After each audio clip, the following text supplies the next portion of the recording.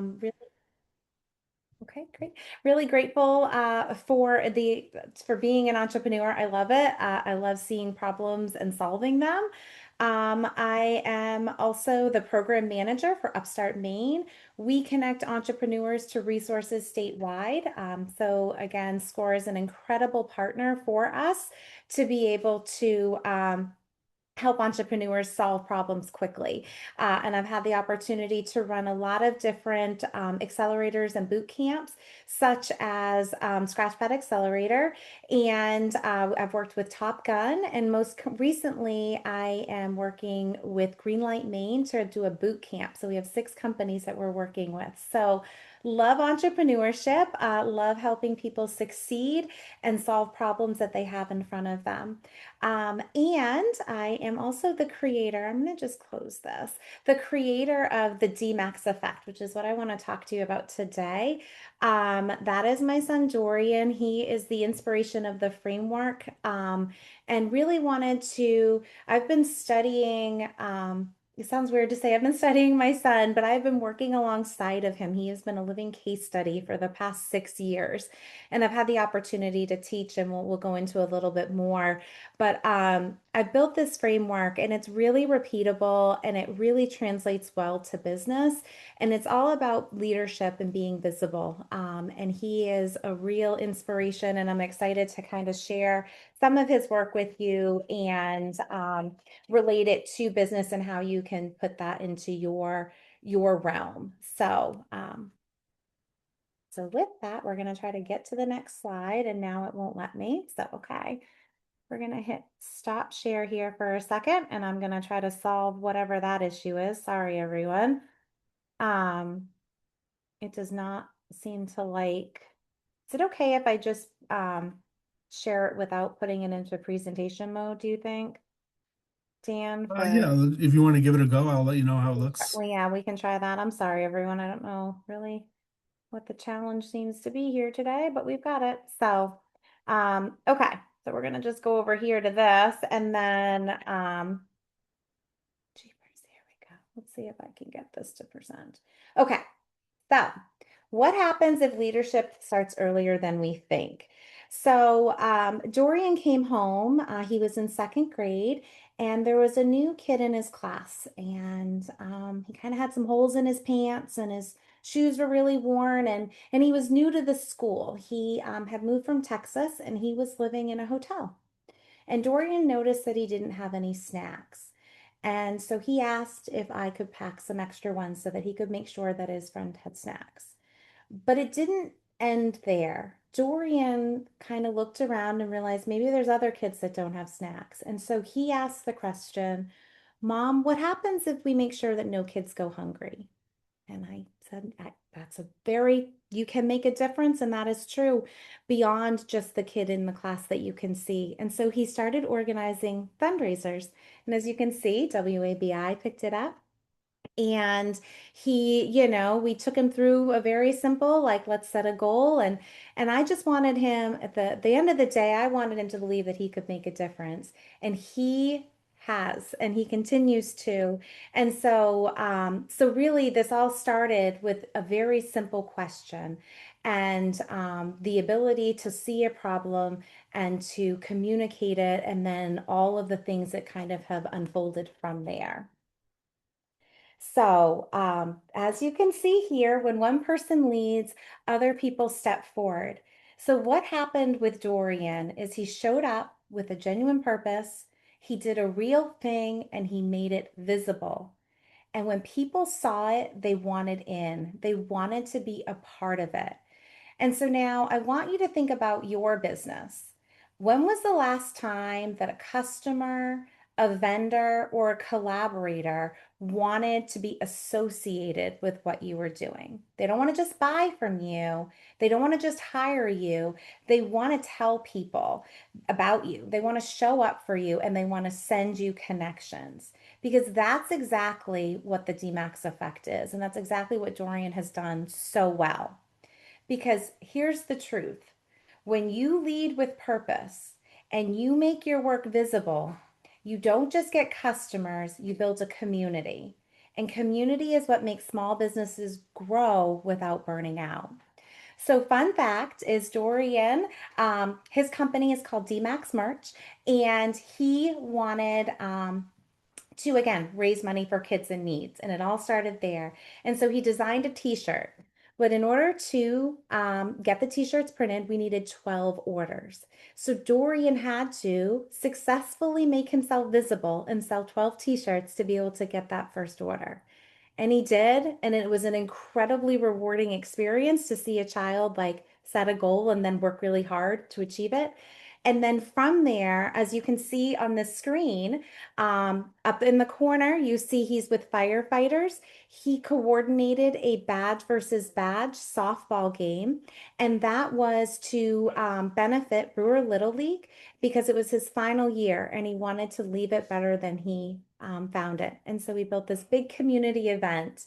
Down below, you'll see John Coda with Next Home, and he donated $1,000 to Dorian's bike fundraiser. He thought about kids that didn't have bikes because he loves riding his bike so much.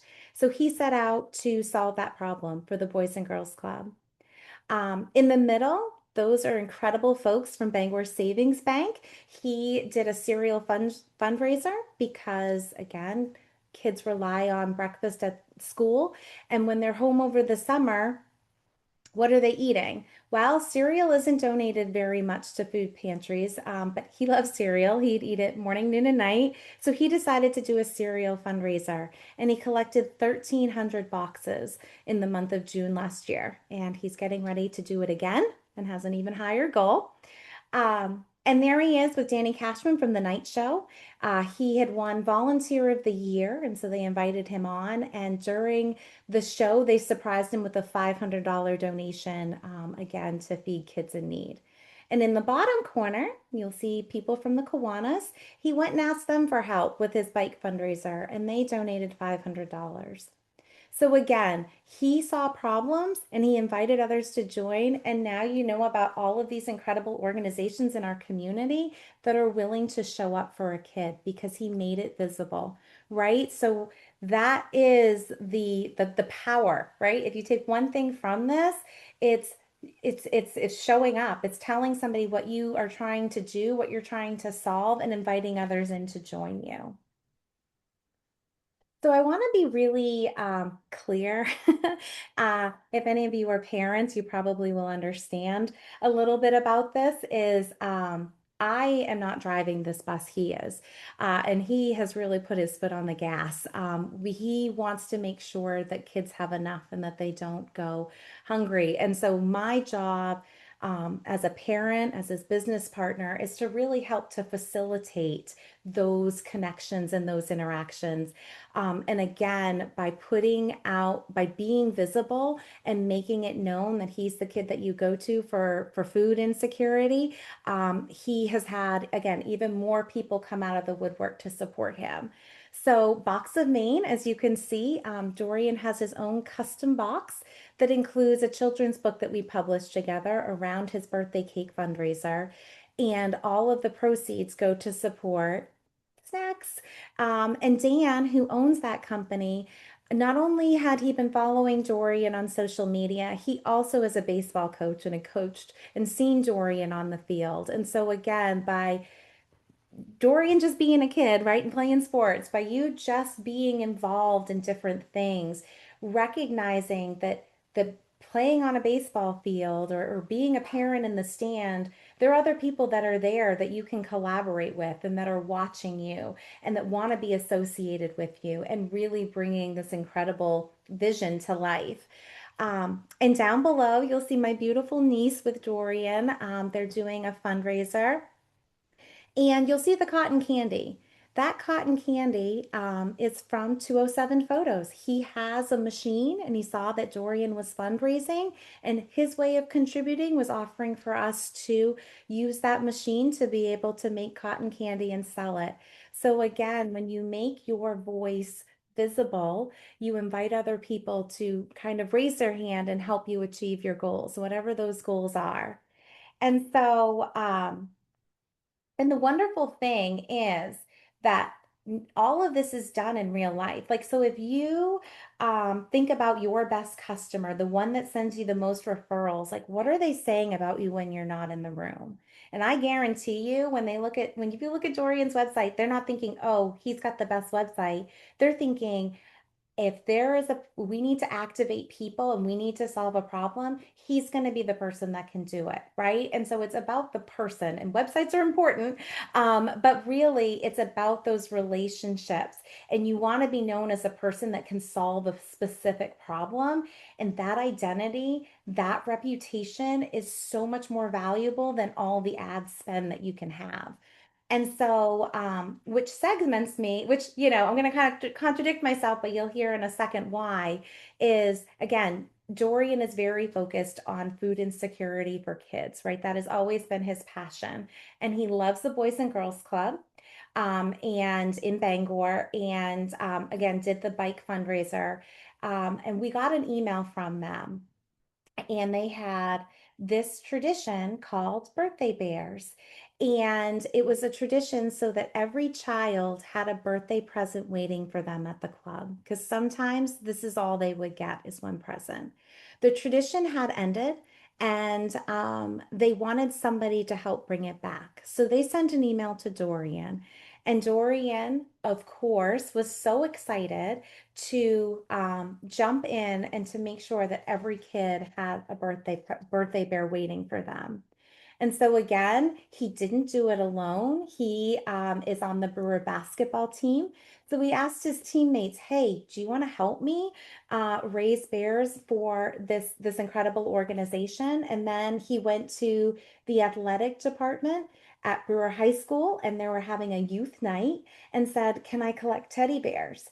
And so all of this just amazing synergy happened, right? Where one email, the Boys and Girls Club, which has professional staff, said, I know who's going to help get this done and get it done with building community and an outreach in ways that we, can't or don't, have the bandwidth to do. And so they invited Dorian in, and within a couple of weeks, he had a teddy bear for every child. And so, and then there's a really sweet story about this little girl featured here. Dorian, as I had mentioned, we'd written a children's book, and we go into classrooms and we read the book. And she was so excited to meet him. And when she found out that he was doing a teddy bear drive, she went through her room and she collected a bunch of teddy bears that she wanted to donate so other kids could have birthday presents. And she dropped them off. And then she talked to Dorian for a couple of minutes. Obviously, she got this cute little photo, and she jumped in the car. And her mom sent me a message and said that she had the best time and that she can't wait to volunteer every month for a different cause. And the next month, she was donating items to the Humane Society. So, again, by being a visible leader, you are doing just that. You're inviting other people into your business. If they know your why, then we are like really off to the races. So try to really, again, think beyond your lane. Again, he had done food insecurity, but we moved into the teddy bears because if you're the person that's known to solve problems, then, you kind of sometimes have to say no to things. We can't say yes to every opportunity that's presented to us, but knowing that you're able to amplify it is just a really powerful thing.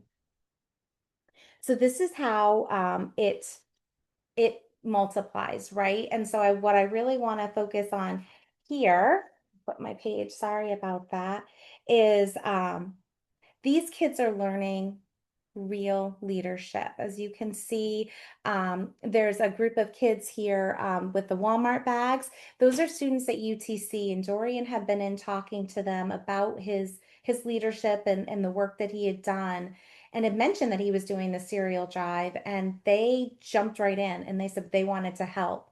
And it was right before the end of school, and so we had been invited back to pick up the cereal.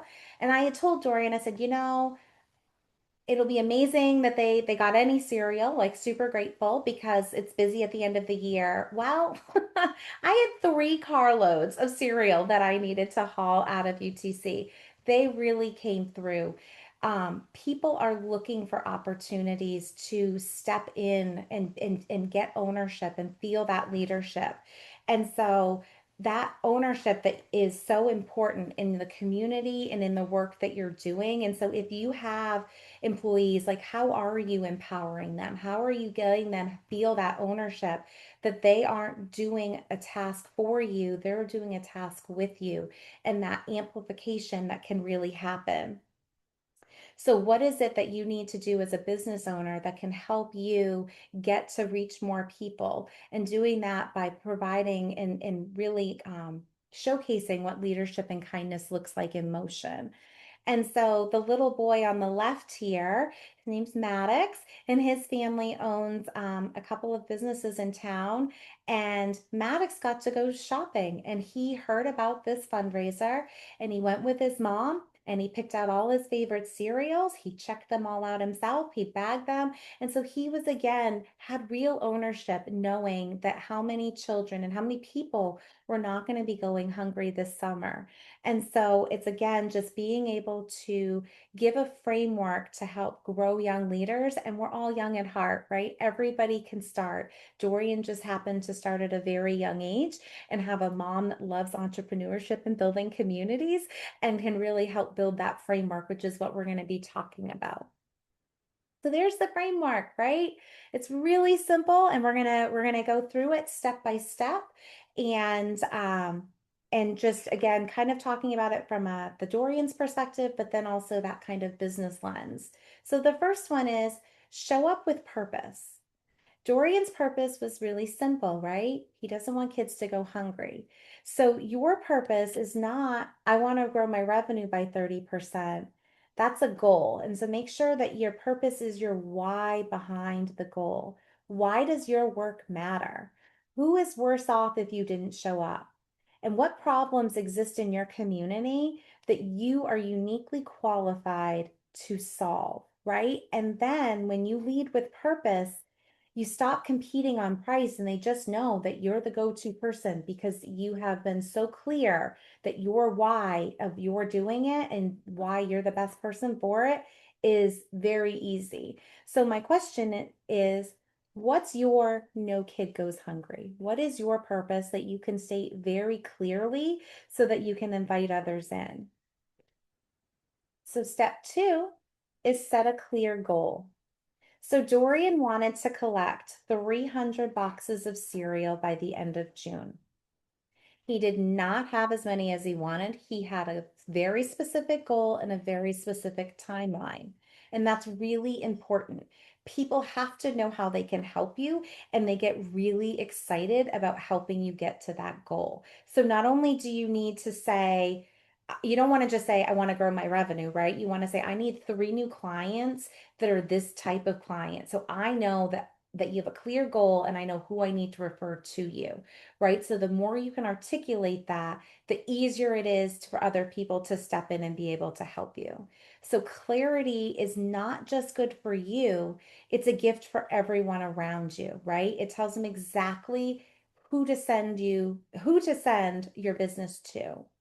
And so when you think about that clear goal, and I can tell you right now, Dorian is doing Entrepreneur for Impact. He's a quarter finalist. He's in the top 1% in the country. And his fans on social media are so behind him. They love that there's a clear goal. They love the knowing that there's a countdown, and they know that it's as simple as clicking a button and doing their free vote or hitting the share, right? So having a clear goal is really important. So the next step is make the plan simple. I don't know about you, but it's really easy to get lost in the details and to start making things a lot more complex than they need to be. And working side by side with Dorian, it's really helped me to streamline it, right? Is especially if you're a solopreneur or you have a small staff, like building plans that are within your scope of expertise and your ability to execute well is going to be really key. And so, so simplicity is how you make room for other people to step in. And so, I'll tell you a quick story about how I didn't quite follow my own advice on this and how it kind of didn't play out the way I wanted it to play out. So, as I had mentioned, we had published a children's book in August. We had done a bunch of different fundraisers, and we also were doing the month of September. Dorian does a birthday cake fundraiser. It's his signature fundraiser. And so I decided that I could do a birthday cake fundraiser, I could do a book launch, and I could do a community event all in this one big event, right? So we booked the community center, we had a DJ, we had cupcakes, we had all of these different things. And really looking back, we had the attendance wasn't what I expected it. Dorian was super happy. We checked all of the boxes, but it wasn't what I wanted. And when I went back and I reflected on it, I had too many messages. I had a community celebration, I had a book thing over here. That confusion of, is this event right for me? Like, what event is it? How many things are there, right? So I didn't keep the plan simple, and part of it, quite frankly, was they should have been separate events, but I am a tired mom, so I tried lumping them all into one.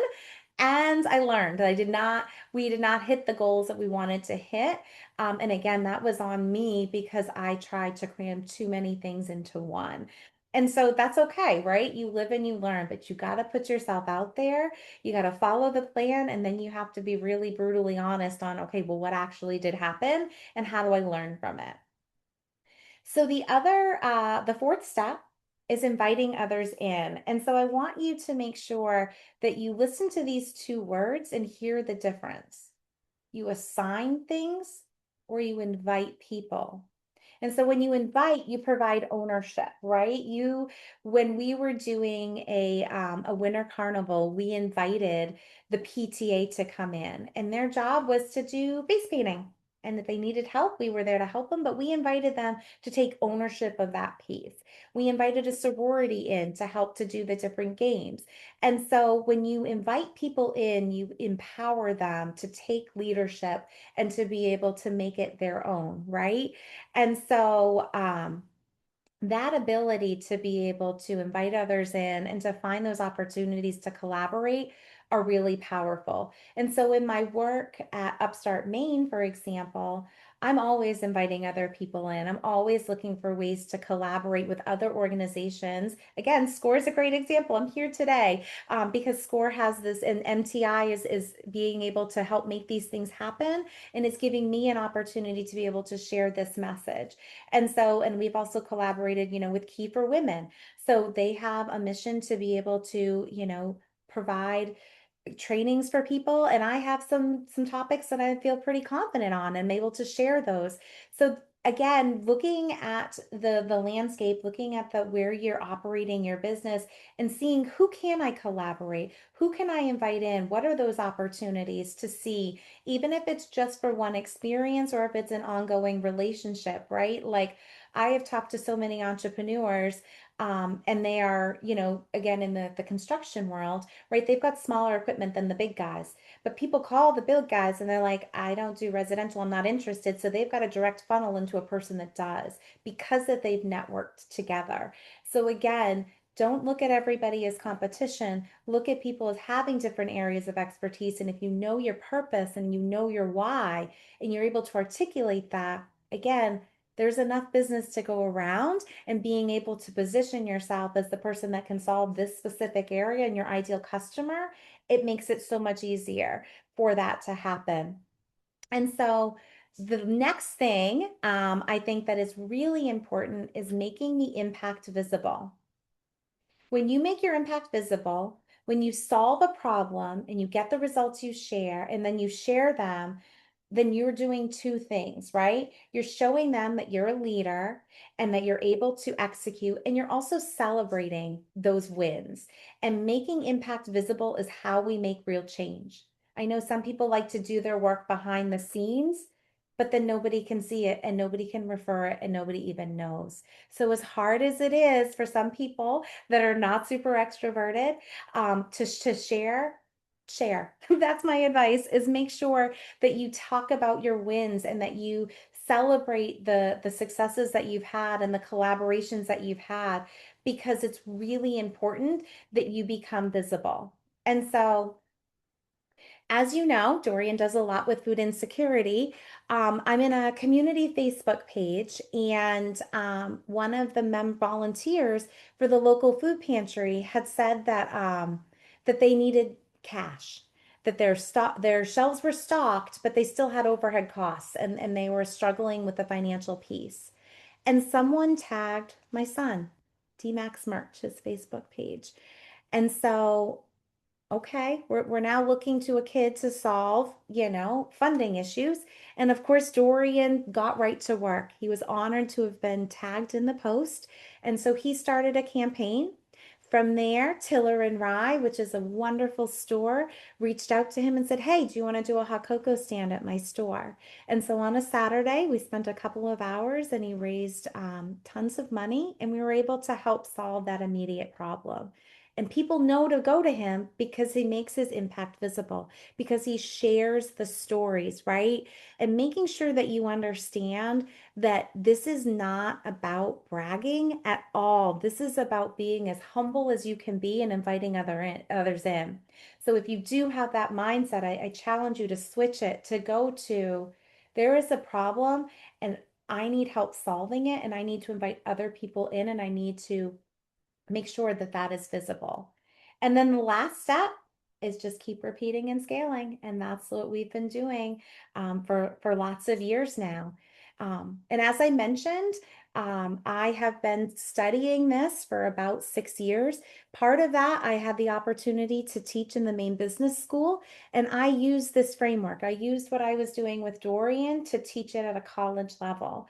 And I had Dorian come in and he shared his experience. And these students here are Herman High School alums. They happen to all be in my class.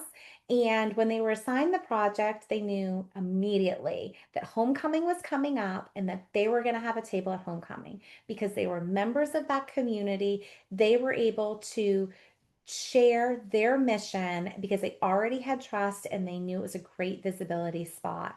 And so by the end of the semester, as you can see, lots of money was raised for nonprofits because, again, when you make this work visible and you invite others to join you, the sky's the limit. And so that translates directly to business as well. So being able to say, okay, what happens if you spend the next 90 days in your business being visible? What happens if you start sharing your success stories, your case studies about how the business that you're running has changed people's lives? The work that you're doing matters, and you have to be able to communicate it so that other people can see and know that I got to go to that person, that small business, I'm supporting them, right? So make sure that you take from this that you've got to be visible and to maybe make that commitment.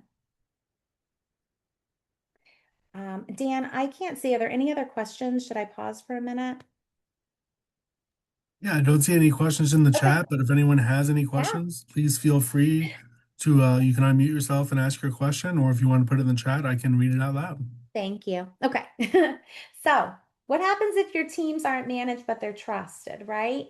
So again, all of this happened, and I'll tell you, it takes real leadership to do this, right? My students, it was not a traditional class. You could not just read a book and take a test. You had to work. You had that ownership piece. I was teaching them, but then I was guiding them. And if they wanted to be successful, they had to work. They had to have that ownership and they had to be able to execute, build the plan, create the network, make that visibility, and let people lead. And then the biggest thing that is so important if you have a staff, or even if it's just you, celebrate your impact. Celebrate when you hit a milestone. Take yourself out for coffee because that is so important and that builds purpose into the culture. Being able to celebrate what you've done is so important. And that is a real key piece that I try to bring in. And so, as I mentioned, I've been doing this with Dorian for lots of years. I've taught it at the university level. And then most recently, we had the opportunity to kind of deploy this framework where Dorian and I went in and we taught it. to students at UTC in the business program, and we connected them with a nonprofit that was in need of toiletry items.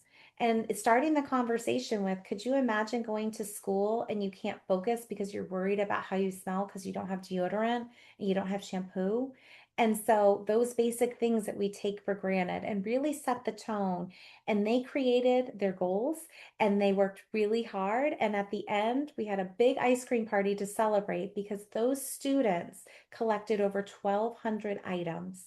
Again, 20 students were guided on how to do this, and it was real impact. And they can take that and they can keep repeating it, right? When you see a problem, you're able to go out and solve it by following this simple framework, and you're able to create new relationships. Every time we do something, we are making new friends, and which is the best part. I never know who's going to come to a fundraiser and help us, but we always keep meeting new people. And so that led to this picture here. As you can see, Dorian is actually at the Little League World Series. He was invited out as a Community Hero of the Year. They selected 5 from across the country, and he was one of them. He is the only child ever to be nominated. Usually it's, parents and umps and board members all done incredible things. But Dorian, again, he had raised over $2,000 for a PA system, the birthday cake fundraiser, all of the things that he did. He really exemplified what it is to be a little leaguer and a community member. And so we had the opportunity to go out there, and he actually even got to throw out a first pitch, which was super cool. So you can see, again, all of this happened because I followed Dorian's lead, right? I trusted him and I guided him. And so when you have employees, that's your job, right? Have the vision, but then let them lead, let them have those opportunities to be able to step in and to be able to stumble a little, right? Because, if you've ever done any fundraising, holy moly, you hit that lull and you got to power through. But what we do, right? And so making sure that you, again, just celebrate and really let people lead and shine. So in my opinion, we don't have a motivation problem, we have an ownership problem. That we really need to invite other people into opportunities to lead. Like I just said, right? We have to be able to step back. And your business needs the same thing. And you don't have to start big, you just have to start. So if you are a solopreneur because you feel like you can't give anything up, you've got to learn how to give something up and start small. Start maybe just like a virtual assistant. How can you delegate? Because in order to grow, you have to move some things off your plate, right? One act of visibility, one genuine collaboration, one problem that you solve publicly with generosity in front of the right people. Invite them in and see what happens. So these kids here, were at Badge versus Badge. Again, the fundraiser that Dorian put on, and we had an ice cream truck there. Darling's Ice Cream Truck was very generous with their time, and they had these costumes. So the kids volunteered to put them on, and they went and they sold 50-50 tickets. They were running the games on the field. They were doing anything that we asked them to do, and they were so excited. So everybody is waiting. I'm telling you, there's not many people that aren't waiting on the sidelines. And so my challenge to you is provide them opportunities, invite them in and see what can happen, and give them, anybody, all ages, an opportunity to be able to grow. And I can tell you that these opportunities can open up doors where you didn't think that they were expected, right? And so when I had the opportunity to step into the Upstart Maine role, we were looking at ways to work with entrepreneurs. And so I worked with Greenlight Maine, and I said, hey, you have this incredible TV show and you have all of these applicants. How about we work with some of the applicants that don't make the show, and we work on their pitch and we work on their business plan, and we create its own little other storyline that can be able to highlight them and their incredible work, right? And so and through that, we have an incredible pilot program with 6 awesome companies. So again, it's being able to see a problem and taking ownership of it and working together with somebody else to try to solve it. And it's amazing what can happen. Hey, Lisa, we Oh, did have a question here oh, in the chat. yes. Someone was asking about instilling that sense of ownership and pride or investment. But the challenge that they're experiencing is they're working on a crowdfunding model. So how could they try to translate that over into a broader group? So crowdfunding, so Dorian essentially crowdfunds all the time. And so he was invited to Washington, D.C., or our incredible senators invited him down. They wanted to hear about his work. It was a very expensive trip. And so we use crowdfunding to raise money. And it really is about um, the ability to articulate your why. And so again, without a lot of context, it's hard to answer, but everything we do is essentially crowdfunding, right? So like we don't we just invite others in. And so it's really about having a powerful story and being able to create an emotional arc to be able to get people to kind of want to buy in. And so, and it's just it's visibility, right? Like you need visibility and you need to position yourself in a unique way so that you can get those super fans that are willing to share and share and share. So, that little girl, Lily, that I was telling you about, she was standing in this line over here, right, to get her book signed. And so you got to be seen somewhere, and then you have to keep being seen. And inviting other people to kind of keep coming into that. And so he was again, we're members of the Kiwanis. Dorian is literally his own member. And when he went to talk to them about the teddy bear drive, it got back to the Herman Key Club and they ended up organizing and coming in. So if you're stalling out on crowdfunding, think about who is the organization that you can partner with, right? Who are the other people that are in your orbit that can help to amplify it? Because that's really what you're trying to do is find other groups of people that when they share, it's not sharing to one person, it's sharing to potentially hundreds or thousands of people, right? And so Dorian is serving together. You can see he's at the food pantry, and we go to the food pantry once a month to serve lunch. And by again being there and being able to serve alongside other people, we're making new friends and we're building our network. So I'm not sure if that really answered your question as well as you wanted. If you want to provide, more information, again, I'm happy to meet with anyone and look over your crowdfunding and provide feedback and maybe some strategy on the next steps if you've hit a block. So happy to do that as well. So the DMAX effect is what happens when somebody believes they can make a difference and they actually do. And so what I'd like to leave you with is I don't, you never know what's going to happen when you put yourself out there, right? When Dorian started, because he just saw a kid that didn't have a snack, and when he, saw kids without bikes, right? And he's gotten all of these different accolades. We were just in Vermont last month. He won Outstanding Youth in Philanthropy for Northern New England, and that is an incredible honor. And he had the opportunity to speak in front of 150 fundraising professionals about his work. You don't know where each opportunity is going to take you, but you have to be visible. You have to lead with your heart. You have to invite others in, and then you get to see kind of where it goes from there.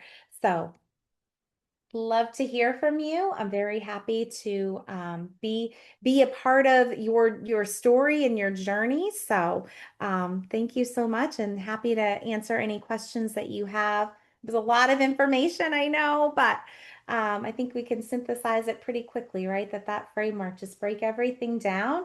And again, we've done this across multiple different people. And so like the Next Home, for example, right? John Coda did $1,000. They partnered last year for the cereal fundraiser, and they're partnering again this year. And last year, for example, or the first year Dorian did his birthday cake fundraiser by himself, he collected 1,000 items. And then he reached out to Maine Savings, and Maine Savings partnered with him. So now he went from just trying to do this fundraiser by himself. So now he's got main savings behind him with 12 branches, and he was in their lobbies, and they collected close to 4,000 items. And so, again, your ability to find strategic partners that are able to help you amplify it. But step one is know your why, know your purpose, and then invite others to join you, right? So be really clear on you and what it is you're trying to achieve and how other people can help you. And then honestly, the sky's the limit. Thank you so much, Lisa. I think it really kind of underlines in a lot of ways just encouraging natural interest and allowing it to kind of see where it goes. And that's a large part of entrepreneurship in the first place.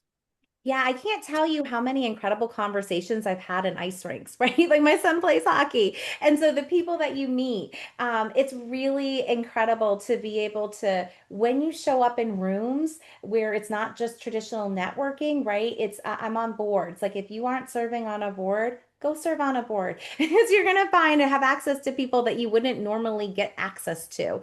And so there's real power in giving back in an intentional way. And it also is, oh wow, she's doing an endowment over here, like for this nonprofit, like volunteering time for that, but she's got that skill. Like I need to work with that, right? And so again, this is all about building your brand and your visibility and benefiting your business and benefiting the community in whole, right? Like we have gotten to this age where it's so easy just to like plug everything into AI and like to be able to please share the slides again. Okay, hold, let me get back to that.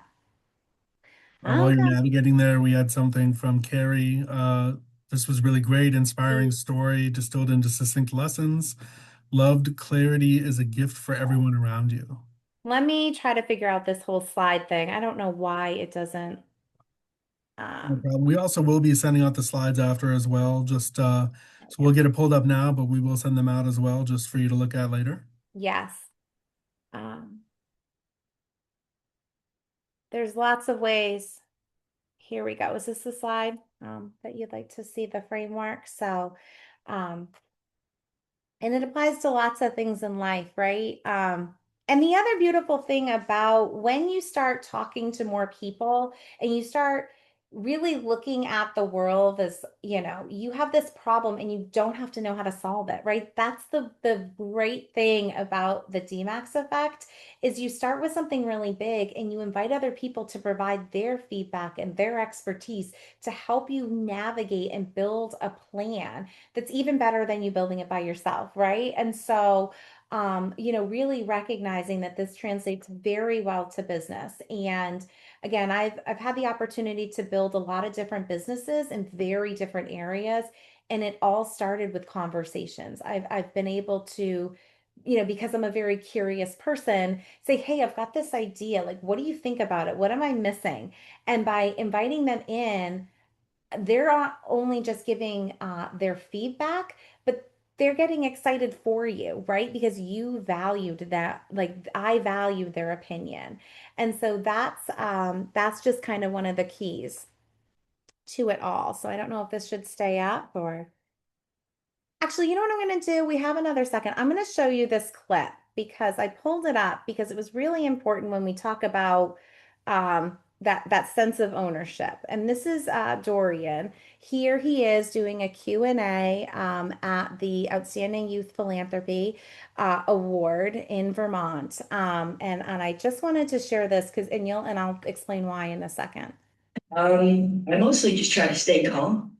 I know that everything's gonna be okay, and really just having somebody to tell me that it's okay is the big difference. But being terrified, probably that bike fundraiser, really, because I didn't think I was gonna make it, and that would have been a big blow to myself. I mean, I don't think anybody else would have because I was like 10, but that doesn't really matter. I was putting it on myself to really make the impact and make the difference in my community, and if I didn't achieve it, I don't know, I would have been pretty sad. So yeah, that's it. Oh, I'm pause. Okay. So the reason I wanted to share that is because I think it's really powerful, right? It's like what we put on ourselves and that ability that like I mean, it was a big fundraiser. Like we really did hit a wall. And I actually had said, maybe we need to adjust down. Maybe we don't actually meet this goal. But he wasn't going to give up, right? You just have to keep putting your message out there and keep inviting people and recognizing that in business and in life, you're going to hit these lulls and you just got to power through, right? That persistence. We talk about the word, but when you're in it, it is really hard. And so, again, my advice to you is set those goals and keep working and know that you're going to have lulls, but know that that is the time to step back, ask for advice, and keep trying to make new introductions, right? Because you don't get um, to get that crowd fundraiser over the finish line without a lot of people kind of championing you. So, yeah. So, anyways, hope you enjoyed that little video. Perfect. Thank you so much, Lisa. Really appreciate that. It seems like we had a lot of very supportive comments so far. We just had another one come in here. Really encouraged to invite others in, have a small conversation, and see what building a team can look like in a solo business endeavor. A Very good first start for that is a mentor.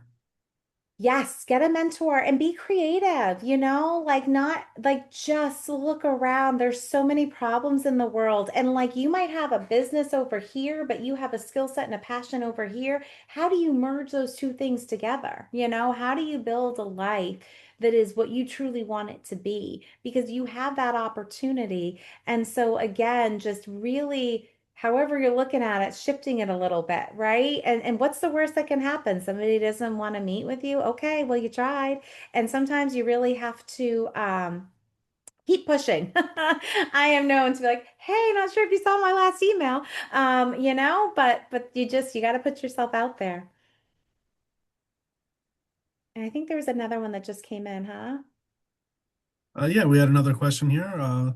So known as a med spa. How would you approach med spa for having better sales and visibility unique to that world, and kind of doing that, inviting others in?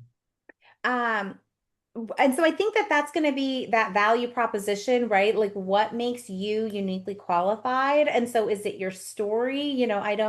Did you go on your own weight loss journey that totally transformed your life, that not like forced you, that inspired you to open it? Like what is your story that only you can own, right? So the DMAX effect, like that framework, like you can use it, but like it's me and D, right? Like nobody can touch Dory. It's a lived experience. And so for you to really differentiate yourself and make you unique, it's really owning your story and crafting it in a way that invites other people in to join you and to inspire you, right? So like when I told you, um, like, like I didn't do the best job when I tried to mash together a bunch of different events because I was really tired and didn't want to host three different events, quite frankly. Like my child just keeps coming up with amazing opportunities. And so, so again, just thinking about is this a problem with most med spas churn?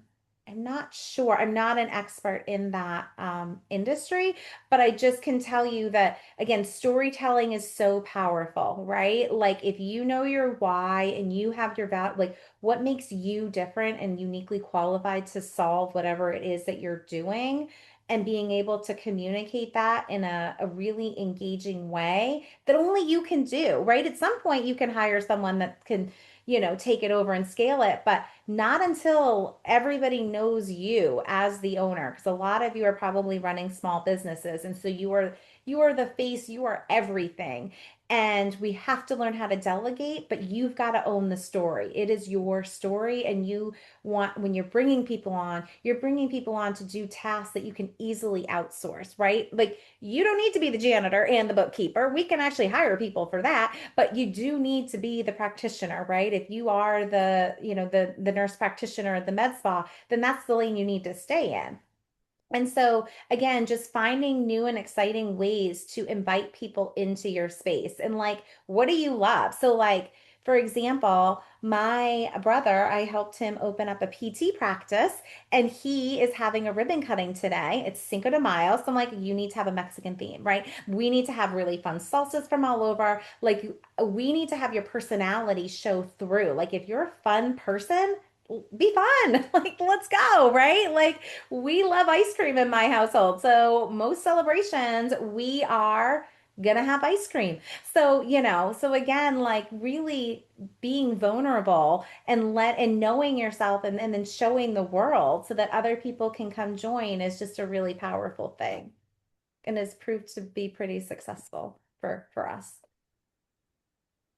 Thank you so much, Lisa, for joining us today and telling us about the DMAX effect and kind of telling us about leadership in general and giving us some insight into how we can enable teams in our lives to help us get through the problems that we're facing and to reach the next level.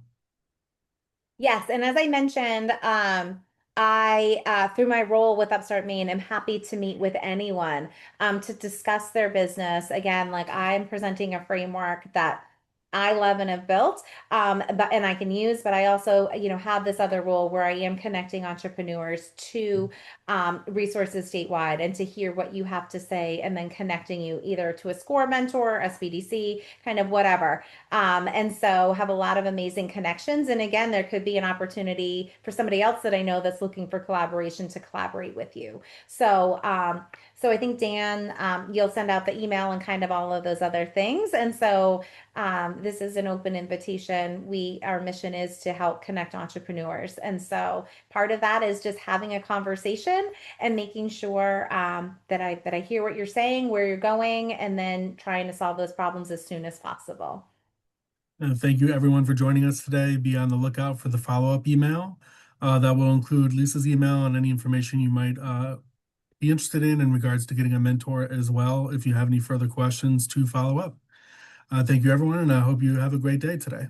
Thank you. Appreciate your time, everyone. Bye.